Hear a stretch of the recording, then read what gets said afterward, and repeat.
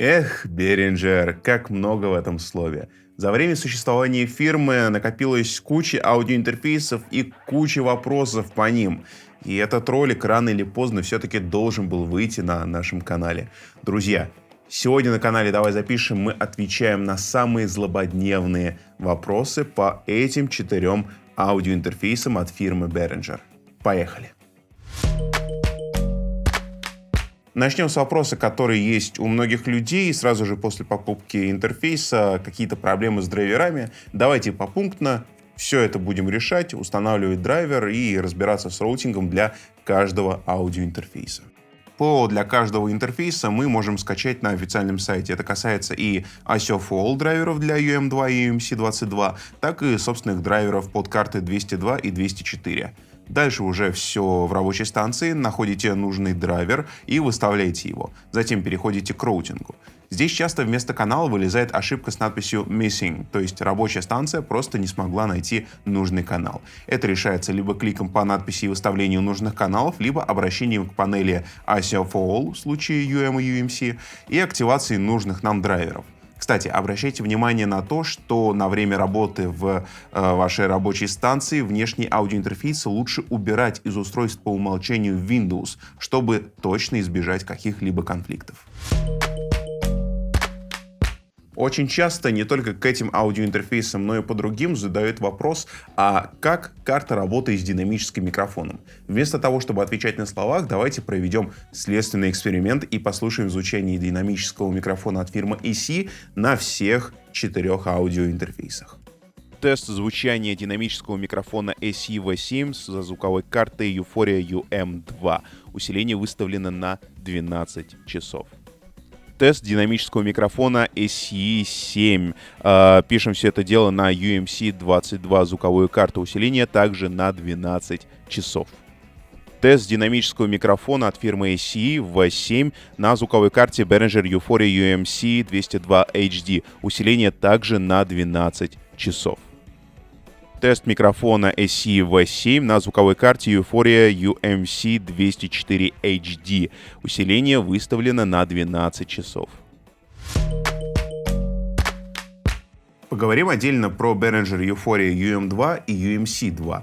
Как подключать гитару? Спойлер. Правильно подключать гитару ко второму каналу, потому что именно он здесь оборудован инструментальным входом. Подключили мы гитару, подключили карту к компьютеру, но звука нет. Что же делать? Если мы говорим о гитар-риге, то, скорее всего, выставлен лишь левый вход, который у нас тут должен быть занят микрофоном. Наводим мышкой на переключение канала, кликаем по правому, отключаем левый, и все работает. Та же проблема может случиться и в цифровой рабочей станции во время записи гитары. Это может быть либо какая-то проблема с роутингом, назначили не тот канал, грубо говоря, или же, опять же, проблема с ригом, но уже с VST-версией гитар-рига. Тут смотри, что мы делали до этого. Вопрос с музыкальным уклоном. А можно ли к этим картам подключать синтезатор?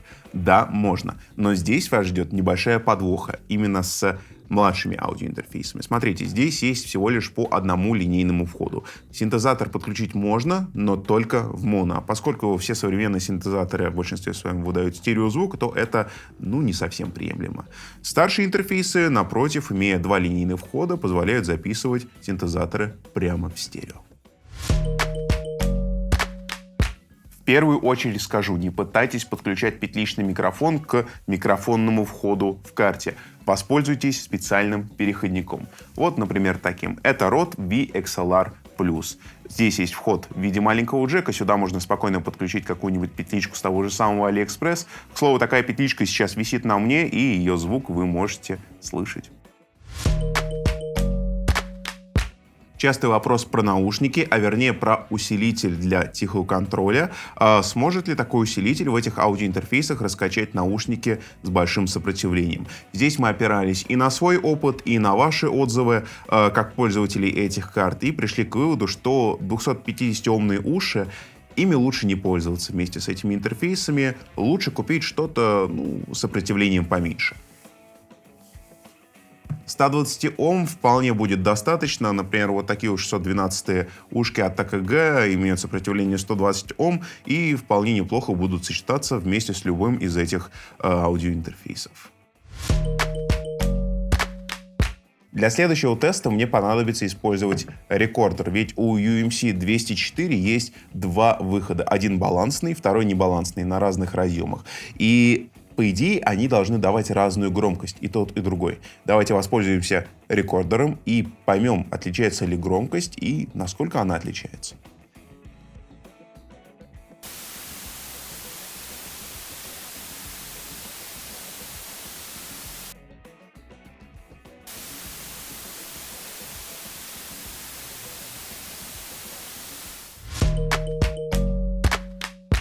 Еще один вопрос о мониторинге. Что слышно в и на мониторах? Для этого мы подключим каждый интерфейс к рекордеру и послушаем, естественно, переключая какие-то мониторные штуки, если они есть на карте.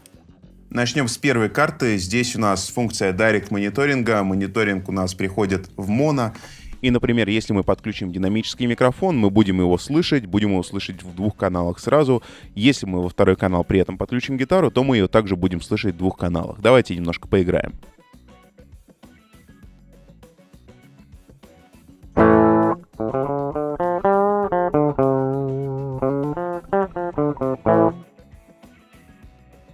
К примеру, как-то так. Если отключать Direct мониторинг, то мы перестаем слышать микрофон динамический и гитару. Мы слышим только то, что у нас происходит на компьютере. При этом, активируя Direct мониторинг, мы не полностью отсекаем весь звук с компа и можем, например, подстроиться так, чтобы мы слышали и наш минус, и, например, вокал в микрофон, если мы этого, конечно же, хотим. Давайте перейдем к следующему аудиоинтерфейсу. Euphoria UMC 22, здесь ситуация точно такая же. Когда мы говорим в микрофон, который подключен к первому каналу, слышим его по центру, а когда мы переходим на гитару, то угадайте что?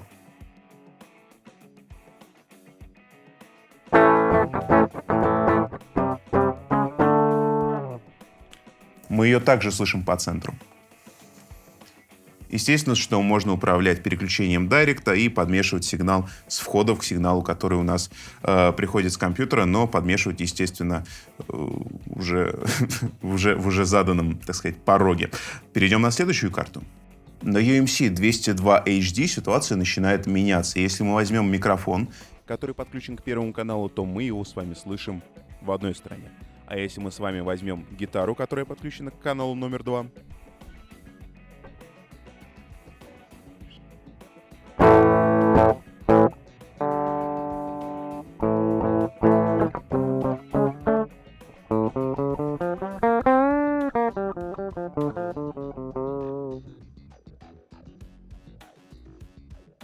как мы слышим, гитара у нас перекочевала в другое ухо. Здесь нет управления, будет ли это мониторинг в стерео или будет ли это мониторинг в моно. Вот за этим мы с вами и перейдем к последнему аудиоинтерфейсу. Сначала все, что у нас касается стерео. Во-первых, берем динамический микрофон, опять же, первый канал, и мы слышим его в одном ухе. Берем гитару.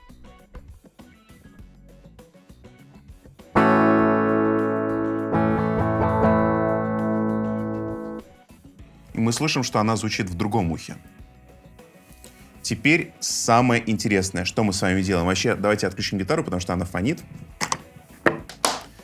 И мы нажимаем кнопочку «Моно». То есть сейчас я говорю в микрофон, я прихожу в одно ухо, а если я нажму эту кнопку, то я вдруг начинаю приходить сразу в оба уха. Зачем нужна эта функция? Она очень полезна для мониторинга. Плюс с помощью нее можно пользоваться вот этой картой в качестве предусилителя двух каналов. Врубаете сюда-сюда и выходите из мастера лево-право, получаете два раздельных канала. Вот. Вообще можно придумать какие-то еще применения для этой функции, но я вот вам сказал самые такие базовые. Потому что зачем для мониторинга? Потому что кто-то любит себя слышать, допустим, в одном ухе. Но ко всему к этому вы могли заметить, что здесь исчезла кнопка Direct. Она превратилась, перешла на новый уровень и стала крутилкой. Что это значит? Допустим, если мы запустим музыку, а у меня сейчас на ноутбуке играет музыка, и мы начнем крутить эту ручку, то мы начнем слышать эту музыку. Громче, громче, громче. И мой голос, он начинает потихонечку пропадать. Что это значит? Мы можем отстроить... Бэки меня перебивают. Вот так. Мы можем отстроить вот это соотношение моего голоса к минусу, чтобы было комфортно записывать вокал, опять же, с помощью вашего компьютера. Вот. Если вам нужно слышать только то, что происходит в Windows, переворачивайте крутилку до максимума. Если вы хотите слышать только себя, то возвращайте обратно. Если вы хотите золотую середину, то добивайтесь ее с помощью вот этой ручки. Это сделать довольно легко. Разберем вопросы, которые касаются задержки. Я думаю, можно сделать такого рода сравнение 4 аудиоинтерфейсов. Только не забывайте, что младшие интерфейсы работают с ASIO for All, старшие интерфейсы имеют уже свой собственный драйвер ASIO. Давайте смотреть.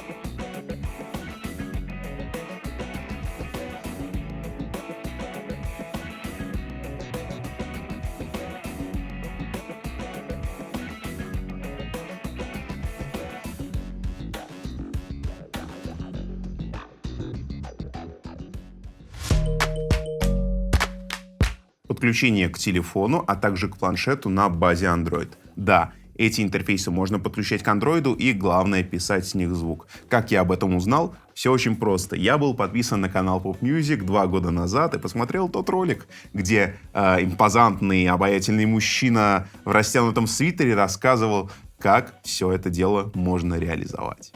У USB Audio Recorder Pro есть отдельная страничка, где мы сможем найти таблицу, в которой есть список протестированных звуковых карт вместе с этим приложением. Несложно догадаться, что вот эти 4 аудиоинтерфейса есть в этой самой табличке, поэтому они прекрасно работают с этой переложухой. Для начала работы нам потребуется всего лишь докупить небольшой проводочек-переходничок на micro-USB. Следующий вопрос тоже задается довольно часто, а можно ли стримить с этими картами? Да, стримить действительно можно, зрители вашего потока без каких-либо проблем услышат ваш микрофон и музыкальный инструмент, если вы вдруг решите подключить гитару и поиграть у себя на стримце.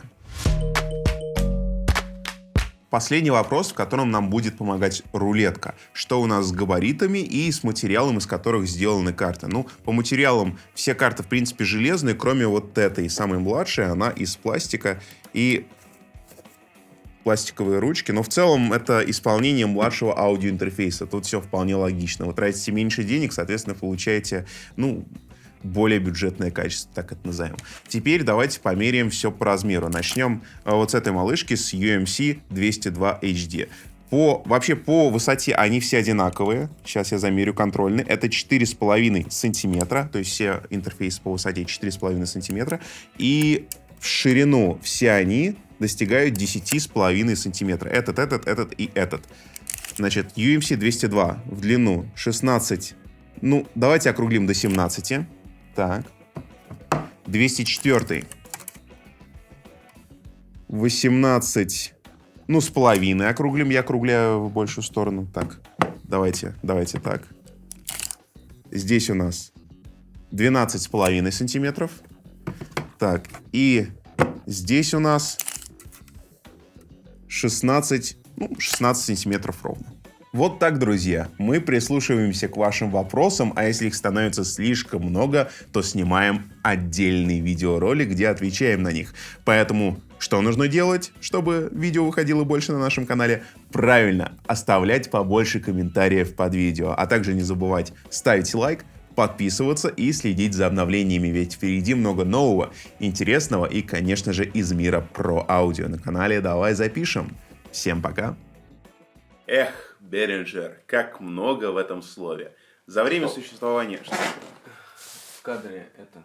Что? Вот это. Это? Да. У большого количества рулей. Модненько вот так.